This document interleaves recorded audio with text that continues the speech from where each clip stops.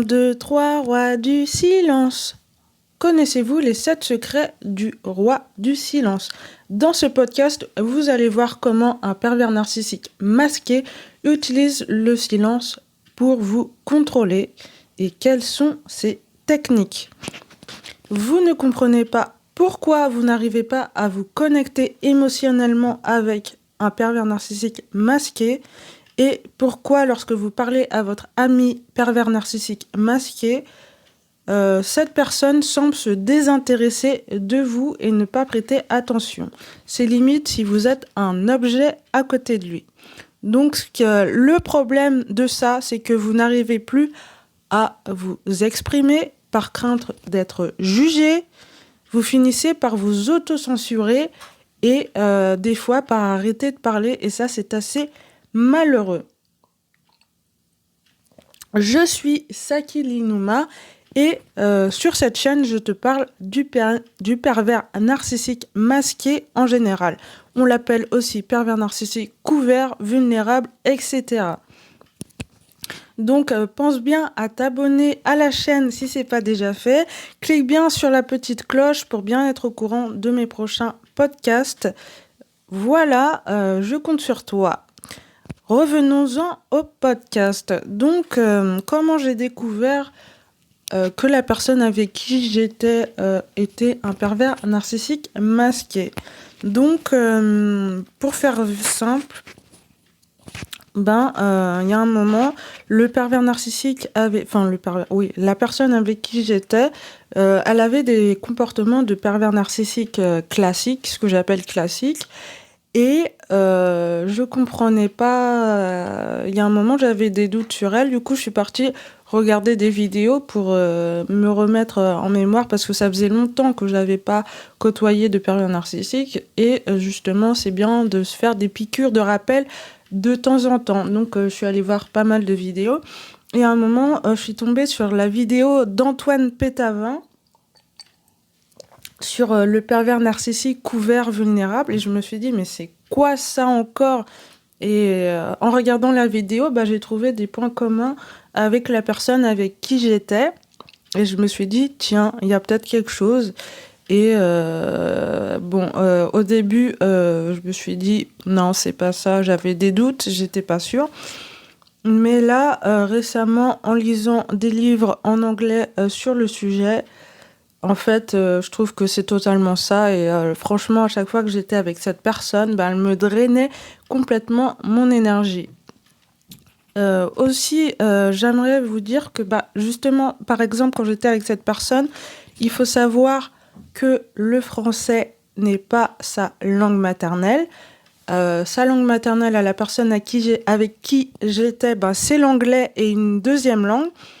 Et moi, comme je voulais progresser en anglais, des fois, j'essayais de lui parler en anglais, mais j'ai vite arrêté parce que je me rendais compte qu'il me jugeait pas mal et je me sentais mal. Et le problème de ça, c'est que j'évitais de parler, donc pas de pratique et du coup, je progressais pas. Donc, surtout en anglais, je me sentais pas bien du tout et je me disais que c'était mieux de se taire plutôt que de se sentir minable. Mais ça, c'est pas forcément une bonne chose à faire. On reviendra peut-être là-dessus dans un prochain podcast. Voilà, donc ça c'était pour la petite histoire. Et donc on va passer aux 7 techniques qu'utilise un pervers narcissique masqué pour vous manipuler. Au début justement je pensais que ce mec était en dépression alors que pas du tout. En fait c'était vraiment... il faisait exprès, hein. Il voulait que vous soyez mal. Il veut que vous vous sentiez mal, en fait. Totalement. Comme un pervers narcissique classique, son but est de vous pourrir la vie, sachez-le. Donc, la technique numéro 1 que peut utiliser un pervers narcissique masqué pour vous contrôler, c'est que quand vous parlez, il soupire, il semble être ennuyeux, il peut bâiller. Et le problème de ça, c'est que ça blesse votre ego et vous vous sentez pas forcément bien en sa présence. La technique numéro 2 que va utiliser un pervers narcissique masqué, c'est que quand vous avez fait quelque chose de bien, il va pas vous féliciter et il va garder le silence. Par exemple, si vous êtes super doué en dessin, que vous avez fait un beau dessin, je sais pas, une belle œuvre d'art, au lieu de vous féliciter, ben, il va dire ah, vous allez lui montrer un truc, il va regarder, il va limite avec ses yeux, il va, je sais pas comment expliquer ça, vous voyez, il va faire un signe de dédain avec ses yeux et il va faire pfff et il va partir. Alors que vous avez fait un truc super beau et quand vous le montrez à des personnes dites normales, lambda, elles vous disent waouh, c'est trop génial ce que t'as fait, c'est trop cool. Mais avec un pervers narcissique masqué, c'est pas ce qui va se passer. Ou il peut même vous dire ah, ah, genre vous lui annoncez que je sais pas que vous avez gagné limite, imaginez vous lui annoncez que vous avez gagné 10 000 euros au loto, il va pas vous dire ouais c'est trop génial, il va vous dire ah. En fait je pense que inconsciemment ce mec ou consciemment je sais pas est jaloux de vous et justement il veut pas vous féliciter parce que vous lui prenez la vedette, vous prenez sa place et vous ne méritez pas ce qu'il aurait dû mériter. Je pense que c'est ça. C'est quelqu'un qui pense que vous n'êtes pas assez bon pour lui. La technique numéro 3 qu'il va utiliser, c'est que il va quasiment jamais vous répondre aux SMS ou aux appels que vous allez faire avec lui. Il va vous laisser galérer. Donc par exemple, quand j'étais avec ce pervers narcissique masqué, justement à un moment, on était dans une ville que je connais pas. Et justement, on est resté pas mal de temps enfermés ensemble. J'ai envie de vous dire, il m'a gâché mes vacances, entre guillemets. Et au lieu de profiter de la ville, franchement, j'ai pas trop profité. On passait pas mal de temps enfermés à regarder Netflix alors qu'il n'y avait pas forcément de confinement et on pouvait sortir faire des activités. Et à chaque fois qu'on faisait une activité, je trouvais pas ça satisfaisant. Et il y a un moment, je suis sortie seule parce que j'avais envie de prendre du temps pour moi. Et je lui avais envoyé un message pour lui dire que j'étais perdue dans la ville et que j'avais pas de carte, pas de plan, que j'avais plus de batterie et mon téléphone allait s'éteindre. Il faut savoir que c'était pas en France. Heureusement, je parlais la langue du pays auquel j'étais, donc j'aurais pu demander mon chemin dans la rue. Le problème, c'est que je ne me rappelais pas de l'adresse et je l'avais pas noté sur un papier ou quoi. Et ça, c'était une grosse connerie de ma part, mais bon. Et quand je lui ai envoyé un message pour dire que ma batterie allait s'éteindre, vous savez ce qu'il m'a répondu ? Il m'a dit « dommage » avec un grand smiley. Mais quand j'ai vu ça, j'avais envie de péter un plomb. Et heureusement, j'ai réussi à rentrer. Et quand je suis rentrée, j'ai trouvé le mec assis sur le canapé affalé. Il en avait rien à foutre. Il a même pas essayé de sortir pour essayer de me retrouver. Rien à foutre. Il m'a laissé galérer, littéralement. C'est un mec qui vous ignore totalement et il s'en fout de votre vie, en fait. C'est comme si vous n'existez pas. C'est limite si vous êtes une décoration, vous êtes un meuble. Vous êtes un meuble. La technique numéro 4 que va utiliser un pervers narcissique masqué, c'est qu'il va vous incommoder par le silence. Il essaye pas du tout de vous rassurer. Juste une minute, je vais boire un peu d'eau parce que j'ai la gorge un peu desséchée. Alors, je m'excuse.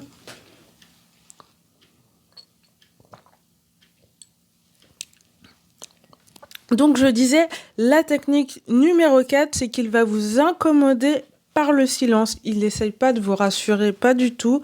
Bien au contraire. Par exemple, si vous lui dites que vous avez mal au ventre, que vous avez mal au bras, aux pieds ou je sais pas, encore une fois, il va vous dire « Ah !» je sais pas comment expliquer ça, mais il n'y a pas d'empathie en fait. Il essaye même pas de comprendre, il essaye pas de vous rassurer, de vous dire que ça va aller, que ça va bien se passer comme la majorité des gens le feraient. Au contraire, il va rester silencieux et vous allez vous sentir mal et vous avez l'impression que c'est vous